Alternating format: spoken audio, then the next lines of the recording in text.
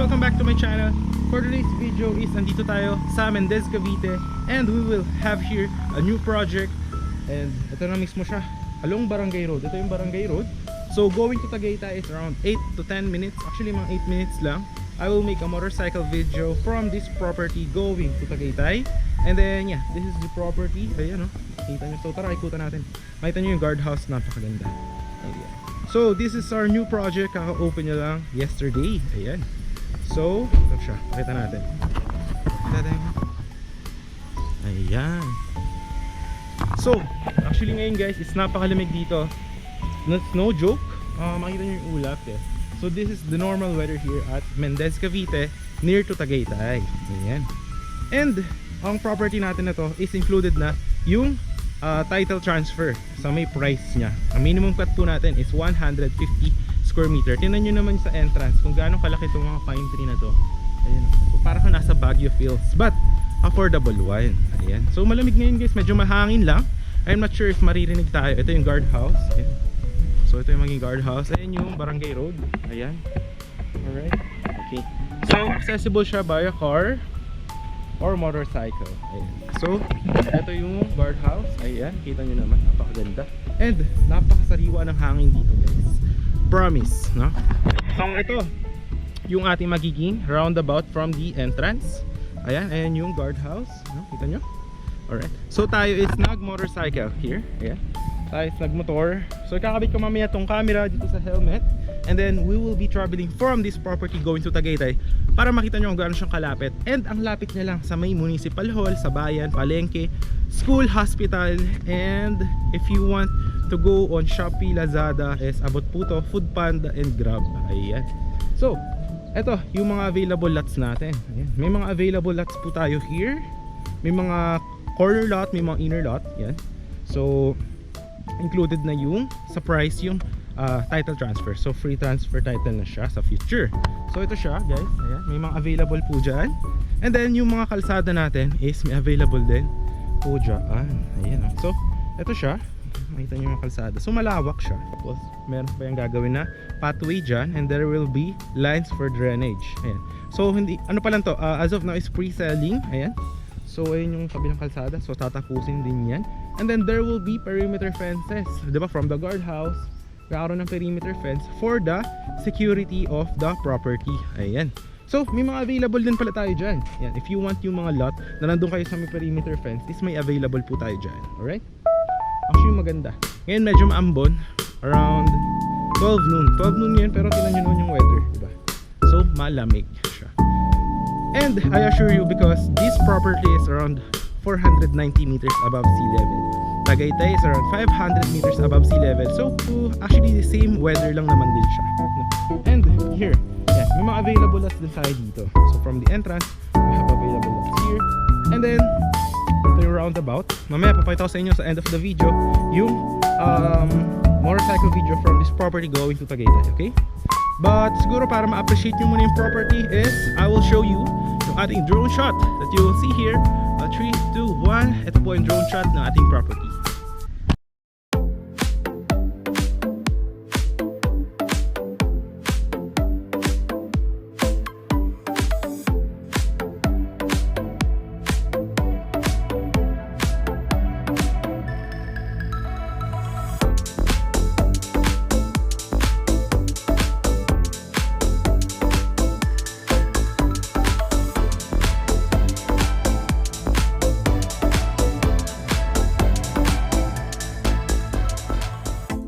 So nakita nyo naman yung drone shot guys, malaki to.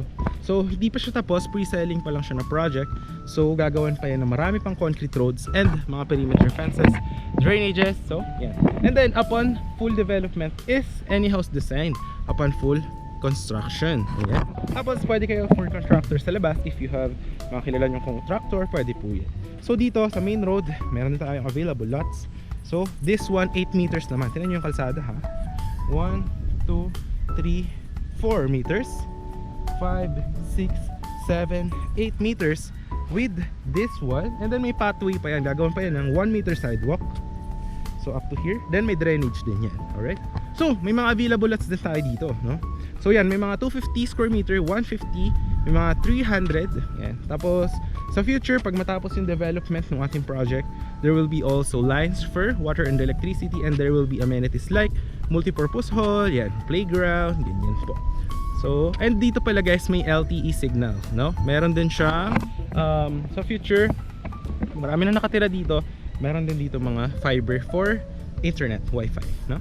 So, wala kayong magiging worry. And ayun yung sinasabi ko sa inyo, LTE signal, andun po yung tower. So, malakas yung signal dito. If you will be having a vacation sa future, then you'll just put up your phone, just load up to 5G, 4G, LTE. So, approve na approve yung data speeds. Ayan.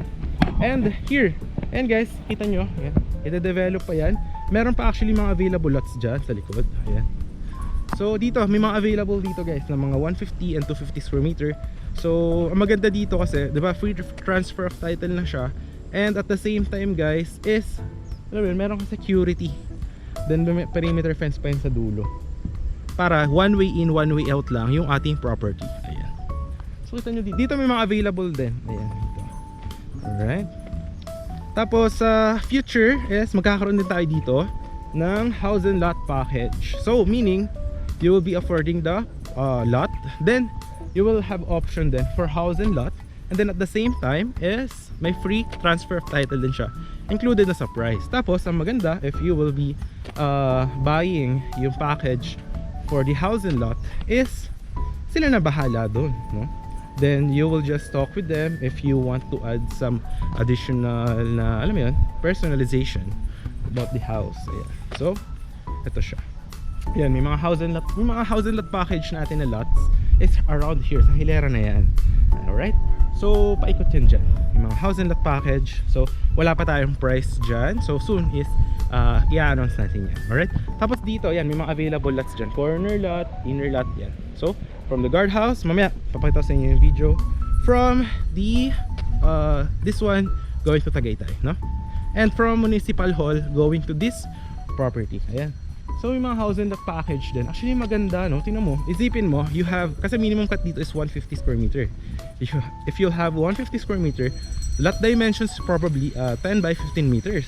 So if you're having a small house, then I mean, rest house mo siya. If you are from Manila, you want to alam mo yun, live in a property or a place na malamig yung weather, and then pwede mo pagawa any house design, swimming pool, parang rest house mo siya away from the city, and have here ng cold weather Tagaytay feels, but at an affordable price. Because if you will be going to Tagaytay, ang mga pricing po ng mga lots doon is around 13k, 15k per square meter, 18k, 20k depending sa location. Ayan. So ito yung mga sinasabi ko sa inyo na feature, magkakaroon ng mga house and lot package yan. So wala pa tayo dyan pricing. So dito may mga available tayong lots. Ayan. So may mga 150, 200 dyan. So maganda siya actually. Ito malapad din yung kalsada dito. Tingnan nyo ha. So kasha ang dalawang sasakyan, SUV, pickup. So kasha. Approve na approve. Ayan. So ikutan pa natin. Ito yung sa house and lot package, diba? Ayan. So dito sa dulo, ayan, nakikita nyo dyan, gagawin pa dyan ng perimeter fences. Ito, yan yung sinasabi ko sa inyo na pathway. Diba napakaganda? Isipin. And then sa future, kasi pre-selling pa lang to, syempre pag nagtayuan na ng mga houses yung mga other owners here, syempre tataas din yung price appreciation ng property. So it's actually a win-win situation. And itong weather dito is cool vibes, lalo pag dumaan kayo dito around morning, or you will be here at around 5 PM onwards. Approve na approve po yung weather here. So dito may available lots din if you want yung mga end lot. Yan. So may mga gustong end lot, gagawin pa yun actually dyan ng kalsada, paikot doon. So may mga available din tayo here. Ayan. But if you actually saw the drone shot, makikita mo naman na yung lawak ng property. So ganito pala yung sample na project natin. Katabi lang ng property, yung pagtapos na, yung may mga nakatira na. So pakita natin, ikutan natin bago tayo pumunta ng Tagaytay.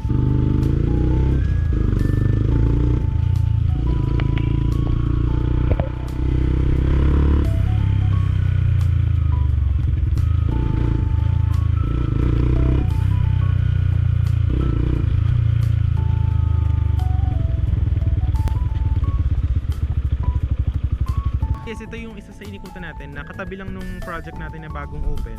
So ganito rin yung magiging itsura ng property after development. So yung sinasabi ko sa inyo, may mga concrete roads. Tapos yan, any house design, pwede rin na parang mini farm, ganyan. So depende po sa inyo. Tapos magkakaroon din yun ng mga lines sa kuryente, ganyan. Tapos yan, pwede rin ng mga malaking houses or what. So yan, mga ganyan. Pwede nyo rin bakudan, tapos lagay ng mga halaman. So depende na po yan sa inyo. So yan, actually dito katabi niya lang din tong yung project namin na yun na bagong bukas. So dito is yung mga client na kumuha dati, yan natapos na kasi yung development dito. So yan, dito na sila nakatira. So actually mga ano lang to, mga actually 7 minutes to Tagaytay. Yung sa property kanina mga 10 minutes. Kasi mga 3 minutes from the property going to this one. So